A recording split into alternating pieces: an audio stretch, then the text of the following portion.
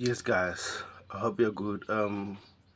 Today I'm going to talk about the Newcastle vs Chelsea game, which was disappointing, frustrating as a fan to watch that game. So overall, I think we should have done better. The performance was awful. I don't know what happened to the players or the game plan, but overall, and I think the players, the coaching staff need to rewatch that game and see so many individual mistakes that happened during the game. For example, I know we've been chatting about we need to have experienced players in order to overcome such games. But again, you know my thoughts about Raheem Sterling. I think Raheem Sterling is a fantastic player, but overall, it's not consistent. Um, you saw him giving away a lot of potions. I don't know what happened to him that game. Even Rhys James was not himself because he was overcooked by Antonio Gordon. So overall, I think what needs to be done is that we need to rewatch that game and then think what went wrong and hopefully fix it to the next game because we're facing Brighton, who just won 3-2 on Saturday. So overall, I think we need to win that game in order to bring our confidence back. Because against Spurs was not one of our best games, but we won the game. Against Man City was one of our best games this season, but we didn't win it. But you can see the players were fighting. But against Newcastle, there was no fight. So man, I don't know what happened there. But overall, I think individual mistakes again cost us that game.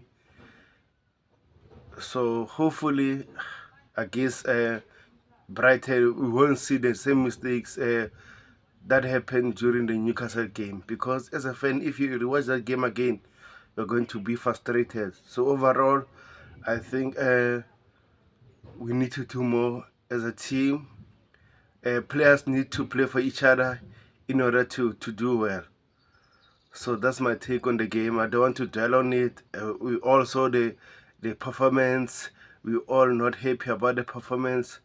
So overall, I think we need to do better as players, as the coaching staff. Whether was the game plan right, whether the players uh, what you say executed the game plan or they didn't follow the game plan. I don't know. It's up to Pochettino and the players to fix it. Another thing, I think the Chelsea board need to take responsibilities on this current situation because at the end of the day, we know the board plan is to build a young team or a core of young players to develop together, maybe for the next 2 to 4 years to challenge for titles and stuff. But we all saw before the transfer window closes that Nicholas Jackson was not ready to lead this team to success or to bring us at least to top four or Europe. I would say that. So my initial thought, I think that we should have at least bring or brought an experienced striker or a top quality striker like Victor Osimhen, Dusan Vlahovic, you name them. But we didn't do that.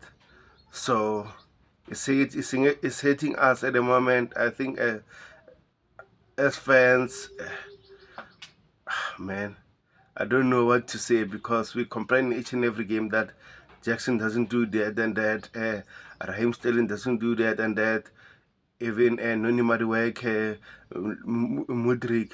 So my question to the board and stuff is that what was the plan for this season? What was the expectations? Because like we can't expect Mauricio Pochettino to develop over 15 or let's say 20 young kids during one season. It's impossible.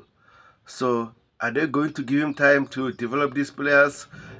Do the result matters more or development of the players matters more? I don't know what was the expectations for Pochettino and his technical team when they gave him that contract. So overall, I think in January we have to go for broke. I'm sorry because as I said it, like I rate Nico, but it's not good enough alone. And Brocha still young too, and then since he came from that UCL injury, he won't be himself maybe after 2 to 3 years because he's still soft, and then sometimes doesn't want to overdo things, scared because he might get injured again. So it's normal for young players. So overall, I think that our board need to rethink about that, what they can do in January. Yeah, man. To be honest, I'm tired.